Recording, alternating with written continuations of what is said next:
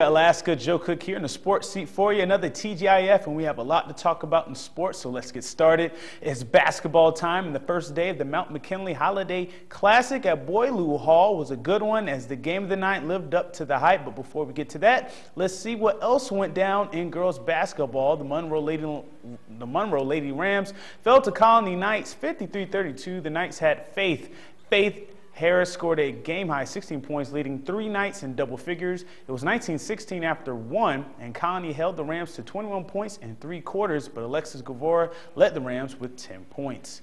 In the first boys contest, Colony played the Nome Nanooks. It was a game at halftime with Colony up 26-21. Then the Knights put on the clamps, allowing just 9 points against Nome in the second half, and Colony had a 20-point third quarter en route to a 61-30 win. Damian Fulp had a game-high 14 for Colony, with 2 others in double figures for the Knights. Now Monroe versus Lathrop. Lathrop started this game strong, jumping out to a 12-5 lead. Trayvon Washington, the little guy with the big man game. See the hook shot there. Washington led the Malamutes with 14 points. Lathrop led 12-11 at the end of the first. It was just the second time this season Monroe trailed after the first quarter, but the Rams ended the first with some momentum, and it carried over into the second with a 16-4 run led by Scooter Bynum. Look at this move right here. He erupted for 8 points in the second quarter, but the Malamutes responded, cutting a 9-point deficit down to 5, 45-40. With about 3 minutes to go, they also would force a turnover, but once again, Scooter Bynum, man, he was just real. He would take the ball right back with the steal and came away with the emphatic dunk. The Rams hold off Lathrop 53-44. Bynum had a game-high 16 points, and his point guard David Stefovich added 15 points and talked about that second quarter run.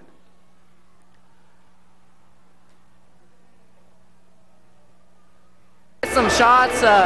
We actually hit some threes, and Jalen hit a couple shots, and we ran some of our plays and that we could execute. We didn't really execute in the first quarter.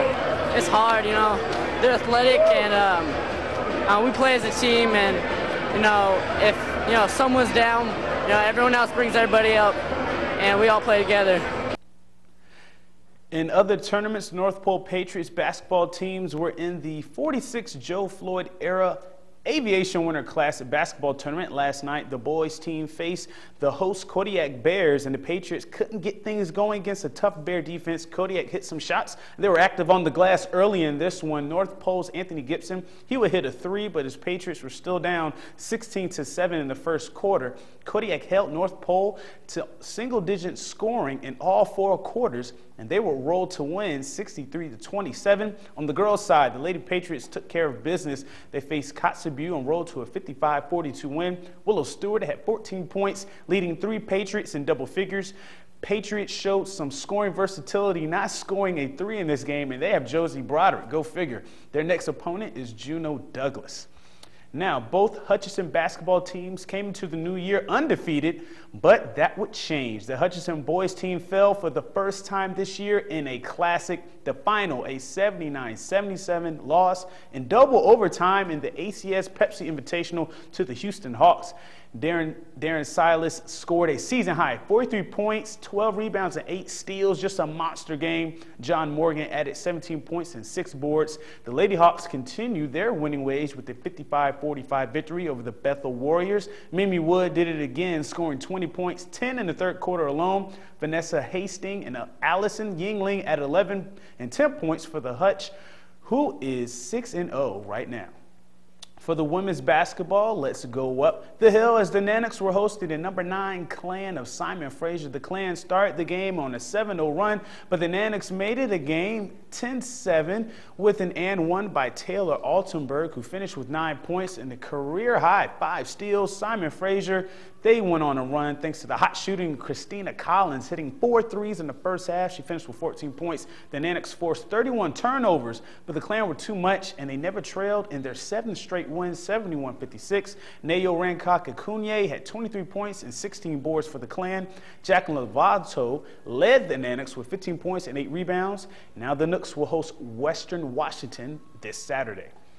The Nanooks men's basketball team is ringing the new year with a huge road victory over the Central Washington Wildcats, 82-75 was the final. This win was the third time ever that the Nanooks won in Central Washington, and it also stops a 17-game road losing streak. Pat Vogt was hot, leading the Nooks with 25 points, going 10 of 13 from the field. Dominic Brinson added 14 as well. The Nanooks are now 7-4 overall and 2-1 in the GNAC.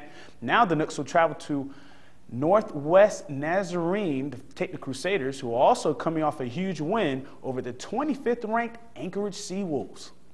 And finally tonight, a reminder for the KTVF Playoff Pick'em. The NFL playoffs are set, and if you pick the right winners all the way up into the Super Bowl, you will receive a special gift from KTVF for the big game. Submit your picks to my email, joecook@ktvf11.com. You can tweet me at KTVFJoeCook or KTVF11 Sports. Pick the correct teams to win the wild card games, the divisional rounds, and the conference championships. The person with the correct picks and the best overall record will win the prize. Get in your picks before kickoff this Saturday to be eligible, so you still have some time. Go on webcenter11.com/sports for more info. And that does it for sports tonight. Thanks for rocking with me for a little while. Catch more of KTVF Sports on webcenter11.com, Twitter, and YouTube. Stay cool, Alaska. Your full weather forecast is coming up next, and we'll catch you next time.